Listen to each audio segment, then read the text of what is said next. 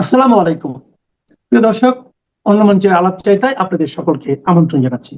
এই মুহূর্তে আপনাদের সামনে কথা বলতে এসেছি ক্যান্টনমেন্টে হাসনাত আব্দুল্লাহ নিষিদ্ধ।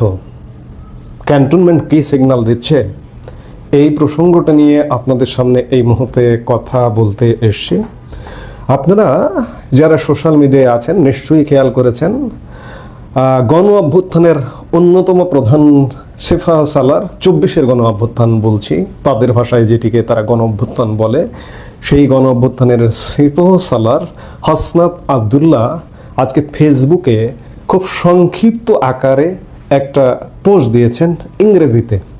তিনি লিখেছেন, keep an eye on the north, gone too quiet too fast. উত্তরের দিকে নজর রাখুন, খুব শান্ত, খুব দ্রুত। হঠাৎ হাসনাত আব্দুল্লাহ এমন একটা পোস্ট দিলেন কেন? কি হচ্ছে, কি হতে যাচ্ছে? ইঙ্গিতপূর্ণ পোস্ট, সরাসরি কিছু বলছেন না, কিন্তু ইঙ্গিতপূর্ণ। উত্তর বলতে তিনি ক্যান্টনমেন্টকে বোঝাচ্ছেন, ক্যান্টনমেন্টের দিকে নজর রাখতে বলছেন। ক্যান্টনমেন্টে কি ঘটলো এমন হঠাৎ করে? আমরা নানা রকম কানা ঘোষা শুনি যে পরিবর্তনের শব্দ 1 বছর ধরেই পাচ্ছি, আপনাদেরকেও বলছি, কিন্তু কোনো পরিবর্তন নাই। আমরা বিরক্ত, আমাদেরকে যারা এই শব্দগুলো শোনায় আমরাও তাদের উপর বিরক্ত। আপনাদেরকে আমরা বলি, আপনারাও আমাদের প্রতি বিরক্ত হন। কিন্তু ক্যান্টনমেন্টে একটা নাটকীয় ঘটনা ঘটেছে এই মুহূর্তে, যে মুহূর্তে সেনাপ্রধান জেনারেল ওয়াকারুজ্জামান দেশের বাইরে আছেন, মালয়েশিয়াতে আছেন। তিনি ইন্দো প্যাসিফিক অঞ্চলের সেনা প্রধানদের বৈঠক, সব এই যে ভারত মহাসাগর এবং প্রশান্ত মহাসাগর অঞ্চলের 12-14টা যে দেশ আছে, সব দেশগুলোর সেনা প্রধানরা এই মুহূর্তে মালয়েশিয়ায় বৈঠক করছেন। গত 22 সেপ্টেম্বর সেনাপ্রধান জেনারেল ওয়াকারুজ্জামান সেখানে গেছেন এবং বিভিন্ন অসমর্থিত সূত্র বলছে যে ভারতীয় সেনা প্রধানের সাথে ওয়াকারুজ্জামানের বৈঠক হয়েছে। আমার অবশ্য কোনো পত্র পত্রিকায় এটি নজরে পড়েনি, কিন্তু বৈঠক হয়েছে এমনটা শোনা যাচ্ছে। যেটি হোক, সেটি সেনাপ্রধান তিনি বৈঠক করছেন, ইন্দো প্যাসিফিক অঞ্চলের সেনাপ্রধানদের সাথে সম্মেলনে যোগ দিয়েছেন। স্বাভাবিকভাবেই 1-to-1 বৈঠক হবে, এটা খুব স্বাভাবিক, অস্বাভাবিকতার কিছু নেই। তিনি ফিরবেন আজ বাদ পরের দিন, অর্থাৎ আগামী শনিবার 27শে সেপ্টেম্বর। কিন্তু এর মধ্যে সেনাপ্রধান 22 তারিখে গেলেন, আর 23 তারিখে ক্যান্টনমেন্টে একটা নাটকীয় ঘটনা ঘটেছে। নাটকীয় ঘটনাটা হলো যে গত 23শে সেপ্টেম্বর ঢাকা সেনানিবাসে এনসিপির প্রধান সংগঠক হাসনাত আব্দুল্লাহর প্রবেশ নিষিদ্ধ করে সেনাবাহিনীর সামরিক পুলিশ বা মিলিটারি পুলিশ বা এমপি। পূর্ববর্তী সিদ্ধান্তের অংশ হিসেবে নগরীর অন্যতম নিরাপদ অঞ্চলে নিষিদ্ধ করা হয়েছিল। কচুক্ষেত এলাকার কাছে মিরপুর গেটের দিকে আব্দুল্লাহ যখন ক্যান্টনমেন্টে প্রবেশের চেষ্টা করেন, তখন এই অপ্রীতিকর ঘটনা ঘটে। বাংলাদেশ সেনাবাহিনীর সূত্র জানিয়েছে, সামরিক পুলিশের রক্ষীরা তাকে সংবেদনশীল এলাকায় প্রবেশ করতে বাধা দিলে একটি সংক্ষিপ্ত বাঘ বিতণ্ডা শুরু হয়। ক্যান্টনমেন্টের দ্বিতীয় প্রবেশ পথ হলো দক্ষিণের জাহাঙ্গীর গেট। এরপর আব্দুল্লাহ কয়েকজন সেনা কর্মকর্তার সাথে মোবাইল ফোনে কথা বলার জন্য খানিকটা পিছিয়ে যান, কিন্তু তাতেও কোনো লাভ হয়নি।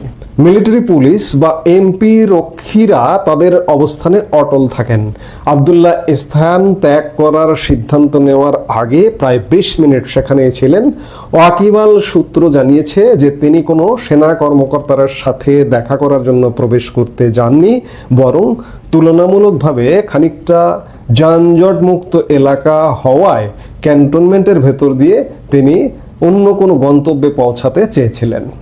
এই সংবাদটি বাংলাদেশের কোনো গণমাধ্যমে নেই। ভারতীয় গণমাধ্যম নর্থ ইস্ট নিউজের ভারতের বিখ্যাত সাংবাদিক চন্দন নন্দী নর্থ ইস্ট নিউজে দিয়েছে। নর্থ ইস্ট নিউজ সম্ভবত হাসনাত আব্দুল্লাহর সঙ্গে ফোনে যোগাযোগ করবার চেষ্টা করেছে, কিন্তু হাসনাত আব্দুল্লাহর কোনো সাড়া পায়নি।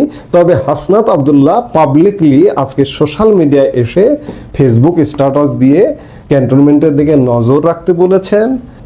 আপনাদের মনে আছে নিশ্চয়ই যে গত মার্চে হাসনাত আব্দুল্লাহ ফেসবুকে পোস্ট দিয়ে সরাসরি সেনাপ্রধান জেনারেল ওয়াকারুজ্জামানকে নিশানায় নিয়েছিলেন এবং নিয়ে বলেছিলেন যে জেনারেল ওয়াকারুজ্জামান একটা রিফাইন্ড আওয়ামী লীগ আনতে চায়।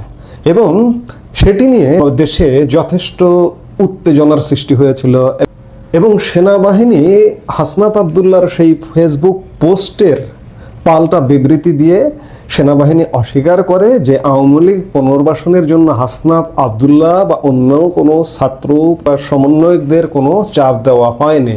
হাসনাতের দাবি অস্বীকার করে সেনাবাহিনী বলেছিল যে জেনারেল জামানের সাথে বৈঠক আবদুল্লাহ এবং সার্জিস আলমের উদ্যোগে হয়েছিল। তারপর থেকে সেনাবাহিনীর কর্মকর্তাদের সাথে সেনাপ্রধান ছাড়া অন্যান্যদের সাথেও হাসনাতদের যোগাযোগ যথেষ্ট শিথিল হয়ে যায় বা যোগাযোগ বিচ্ছিন্ন হয়ে যায়। এখন প্রশ্ন হচ্ছে যে হাসনাতকে সেনাবাহিনী বা সেনা ক্যান্টনমেন্টে প্রবেশ করতে দেওয়া হলো না।